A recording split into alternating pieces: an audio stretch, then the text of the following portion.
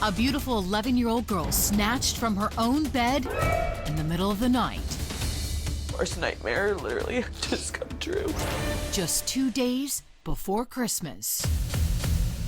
It's a case that shocked all of us to our core. Ripped out from under the covers in her pajamas. That was our Christmas. It was tough. By a monster from within. He was obsessed with Sarah as his target. Sweet Sarah Haley Foxwell, nicknamed by her family, Haley Bug. She hated it.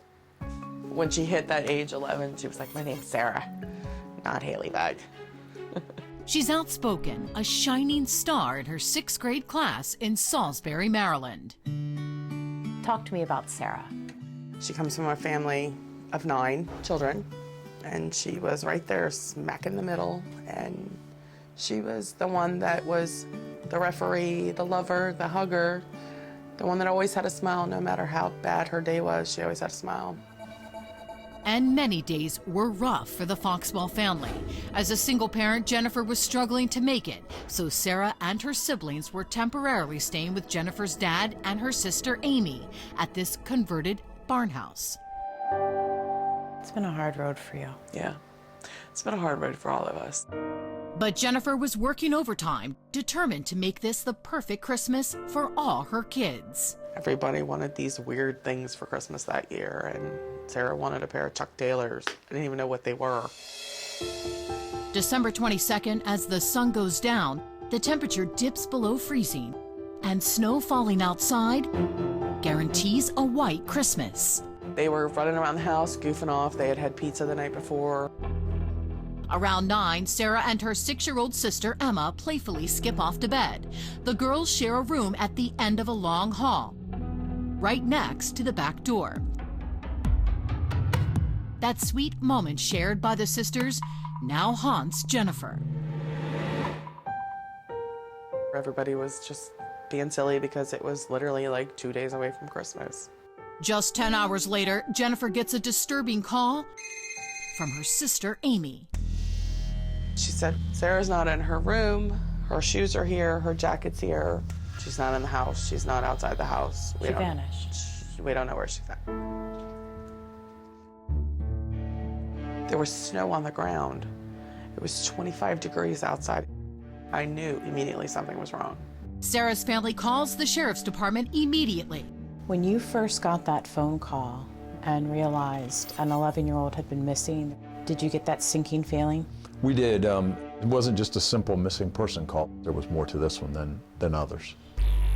Sergeant David Owens, Sheriff Mike Lewis, and the entire Wicomico Sheriff's Department descend on the old barn house.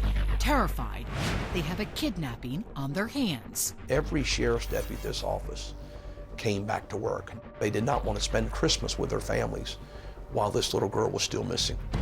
In the chaos, Sheriff Lewis makes a promise to the distraught mom. He puts his arm around me and says, "Me, I want you to know that I will do everything in my power to bring her home to you." And I looked at him and I said, "I'm going to hold you to that." With less than 48 hours before Christmas, they begin desperately searching for Sarah. They were looking inside the house and outside the house for like whether or not somebody broke in. Was there forced entry into the house? No. The front door and all the windows were locked up tight, but when cops checked the back door right next to the girl's room, they walked right in. They also noticed Sarah's green toothbrush was missing from the bathroom.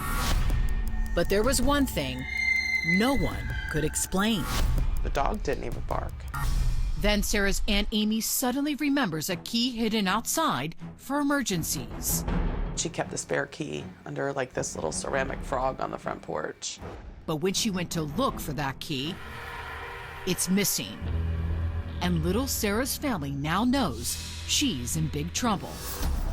The sheriff's office immediately issues a statewide Amber Alert. Sarah has without a doubt been abducted. Once the Amber Alert was issued, I felt like my whole world had crashed. Then it hits them.